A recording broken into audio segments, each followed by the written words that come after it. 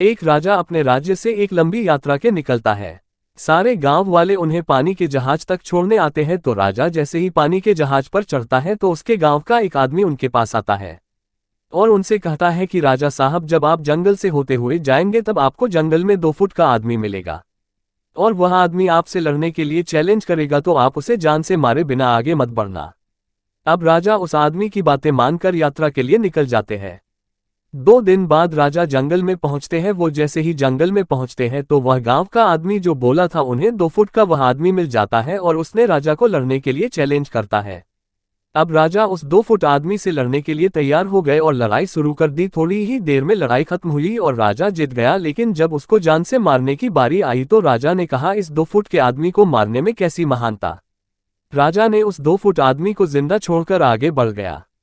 2 दिन बीते, वह आदमी फिर राजा के सामने आया, लेकिन अब वह आदमी 4 फुट का था। उसने फिर से राजा को लड़ने के लिए चैलेंज किया। राजा ने चैलेंज एक्सेप्ट किया, लड़ाई खत्म हुई और राजा फिर जीत गया। लेकिन इस बार भी राजा ने उससे ये कहकर जिंदा छोड़ दिया कि इस आदमी को जान से मारने में कैसी महानता। 2 दिन बीते, वह आदमी फिर से राजा के सामने आया, लेकिन अब वह आदमी 6 फुट का हो गया था। उसने फिर से राजा को लड़ने के लिए चैलेंज किया। फिर लड़ाई शुरू हुई, फिर राजा जीत गया, लेकिन इस बार भी राजा ने उसे जिंदा छोड़ दिया। अब इसी तरह राजा उसे छोड़ता गया और वह आदमी हर बार 2-2 फुट बढ़ता गया और एक दिन ऐसा आया कि वह आदमी राजा से भी बड़ा हो गया। उसने फिर से राजा को लड़ने के लिए चैलेंज किया, लेकिन इस बार राजा थोड़ा डर गया।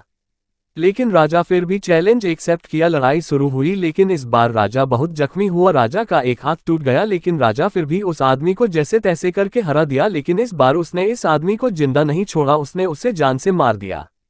अब आप मुझे बताइए महानता किस में है। जब उस राजा को ये बोला गया था कि तुम्हें जंगल में तुम्हें 2 फुट का आदमी मिलेगा जिसे जान से खम किए बिना आगे मत बढ़ना, फिर भी राजा ने उसे महानता दिखते हुए उस आदमी को जिंदा छोड़ता गया, जो कि आगे उसे बहुत भारी पड़ा और अपना एक हाथ भी गंवाना पड़ा। तो अब मैं आपसे कह रहा हूं कि आपके जिन